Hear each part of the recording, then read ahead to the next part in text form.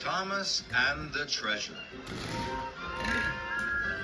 Grendam Docks is a very busy place. Engines bring freight cars, cranes unload cargo, and ships bring visitors. One day, Thomas had to collect a very important visitor, the Admiral. Thomas was to take the Admiral to open the new Maritime Museum. It was a museum all about the sea. Salty was excited. The Admiral is always looking for the lost pirate treasure of Sodor, he said. Pirates? Scoffed James. Treasure? Huffed Emily. Yes, said Salty, but no one has ever found it. Salty told them there were 3 clues. First, find the eagle of the mountains. Its beak will point to the clouds, not in the sky. Then, those clouds will lead to the skull and crossbones. And there, you'll find the treasure, me hearties. Eagle, clouds, skull and crossbones, tooted Thomas excitedly. I'm sure I could solve those clues. Emily and James thought it was all nonsense, and that made Thomas cross. Just then, the Admiral arrived. Thomas puffed off to collect it. The Admiral had to be at the museum in time for the grand opening. Thomas felt very proud to be taking him.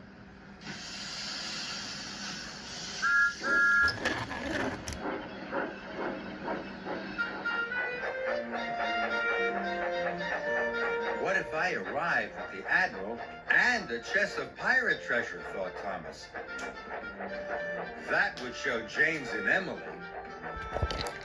So Thomas chuffed onto the track away from the museum and set off into the mountains to look for the first clue. How could an eagle point the way, wondered Thomas. How could clouds not be in the sky? And Thomas knew he had never seen a skull and crossbones anywhere. Later, Emily puffed towards Thomas. "There's no such thing as treasure," she laughed. But Thomas paid no attention. The eagle of the mountains had to be somewhere. Then he saw something wonderful. A mountain that looked like an eagle. Thomas was very excited. "I found the first clue," he hooted happily. "Now I'll find the next one." The eagle's head would point the way.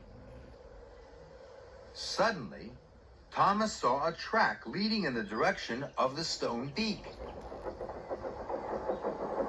"Where are you going, Thomas?" wished James. "To find the clouds that are not in the sky," whistled Thomas. "How silly," snorted James, and he chuffed away. But Thomas didn't mind. He knew the clouds were here somewhere. He knew the clouds were here somewhere. And then he saw them. The clouds not in the sky were reflections of clouds in the lake. "I found the second clue," wished Thomas excitedly. "One more, and I'll find the treasure." Thomas looked for a long time, and he forgot all about the Admiral. Then Harold arrived with Sir Topham Hatt. The Admiral is late for the opening of the museum, He boomed crossly. You have been unreliable, Added Sir Topham Hatt. Harold will now take the Admiral to the museum. Thomas felt very foolish. If only he hadn't spent so much time looking for the clues. "Fancy believing in a silly old story," laughed Harold. Everyone thinks I'm silly, huffed Thomas, but I still believe there's treasure. Thomas puffed sadly along the track away from the lake. Thomas had never been this way before, so he didn't know where it would lead. It led him into a tunnel. At last, Thomas came to the end of the line. He was surprised. There were all the other engines. And there was the Admiral. I am very proud to declare the new Maritime Museum open, He announced. Everyone cheered and whistled. Then Thomas saw something even more exciting. That's it, Thomas tooted. The pirate treasure's right here. Don't be silly, huffed Emily. Everyone knows it's just a silly old story, snorted James. But Thomas knew he was right. I followed all the clues, he puffed proudly. And you have found the skull and crossbones, Cried the Admiral. Everyone was surprised. Someone get me a shovel. The Admiral was so excited he dug for the pirate treasure himself. He found a big wooden chest. Inside was the pirate treasure. The pirate treasure will be the most important thing in the whole museum, Said the Admiral. Thomas, boomed Sir Topham Hatt, you have made this the best opening ever.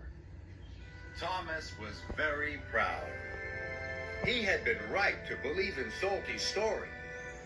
He had found the treasure.